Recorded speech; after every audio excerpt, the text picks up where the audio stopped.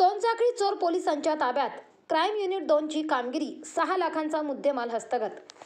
3 वर्षापासून पोलिसांना गुंगारा देणारा अट्टल सोनसाखळी चोर अखेर मोपेड बाईकसह क्राईम युनिट 2 च्या ताब्यात.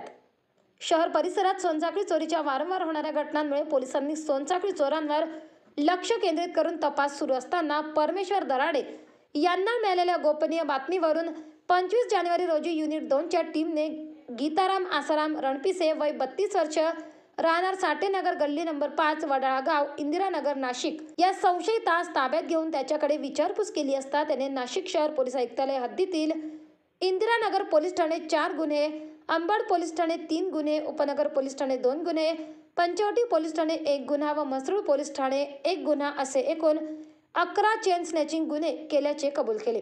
त्यांच्याकडून एकूण 125 ग्रॅम सोने, 1 ज्युपिटर कंपनीची मोपेड मोटरसायकल असा एकूण 6,03,750 रुपये किमतीचा मुद्देमाल जप्त करण्यात आला आहे.